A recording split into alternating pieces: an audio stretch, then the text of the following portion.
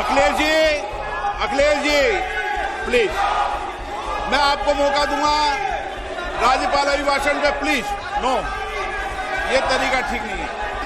माननीय अखिलेश जी, आपने संसद की मर्यादा को आप बना के रखे हैं, कभी बजट भाषण के अंदर इस तरीके का नहीं हुआ। शनिवार को संसद में जब बजट पेश हुआ तो सदन में विपक्षी सांसदों की तरफ से भारी हंगामा देखने को मिला। वित्त मंत्री निर्मला सीतारमण का बजट भाषण चल ही रहा था कि समाजवादी पार्टी के सांसद प्रयागराज महाकुंभ में हुए हादसे पर चर्चा की मांग करते हुए नारेबाजी करने लग गए।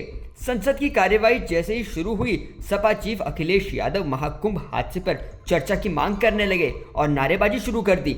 अखिलेश यादव महाकुंभ हादसे पर चर्चा की मांग करते हुए खड़े भी हो गए। अखिलेश यादव की डिमांड पर स्पीकर ओम बिरला भड़क गए। स्पीकर ने कहा कि अखिलेश जी, ये ठीक नहीं है। राष्ट्रपति के अभिभाषण पर चर्चा के दौरान आपको पर्याप्त मौका दिया जाएगा। लोकसभा स्पीकर ने अखिलेश यादव से सदन की गरिमा बनाए रखने की अपील की और कहा कि बजट के दौरान ऐसा कभी नहीं हुआ।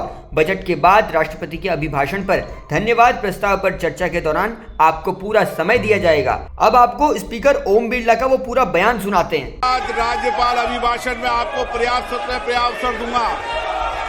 मेरा आपसे निवेदन है, नहीं माननीय अखिलेश जी, आपने संसद की मर्यादा को आप बना के रखे हैं, कभी बजट भाषण के अंदर इस तरीके का नहीं हुआ। ये उचित नहीं है, ये उचित नहीं है। अखिलेश जी प्लीज, मैं आपको मौका दूंगा राज्यपाल अभिभाषण पे, प्लीज नो, ये तरीका ठीक नहीं है। नो,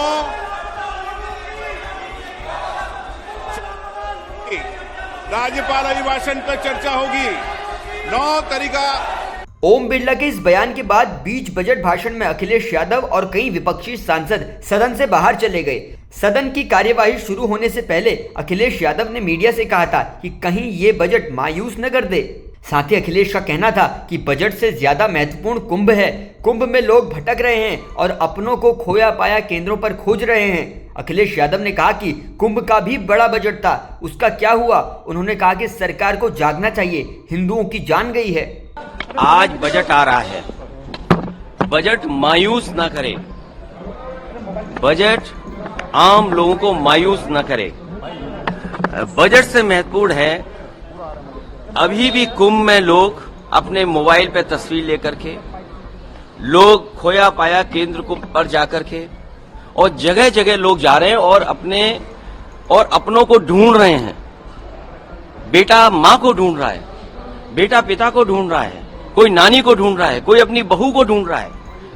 ये जो स्थिति है, और उस समय तब आप बजट ला रहे हैं, कम से कम इस पे ये बात साफ करे सरकार। ये तो रही बजट के दौरान सियासत की बात। आपको ये भी बता देते हैं कि इस बजट में निर्मला सीतारमण ने इनकम टैक्स पेयर को बड़ी राहत दी है। अब नौकरी पेशा लोगों को नई टैक्स रिजीम के तहत कोई भारी टैक्स नहीं लगेगा। वहीं अब पिछले 4 साल का IT रिटर्न एक साथ फाइल किया जा सकता है।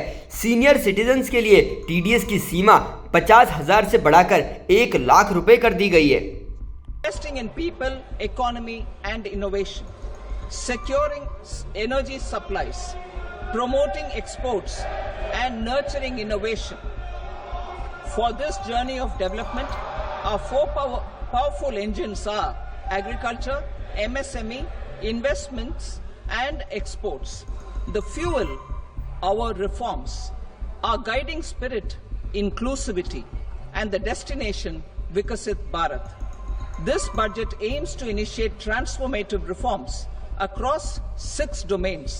During the first 5 years, these will augment our growth potential and nurture as the first engine.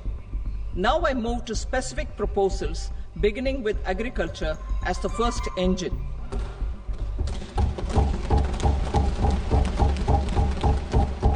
Prime Minister Dhan Dhanya Krishi Yojana, developing agri-districts program.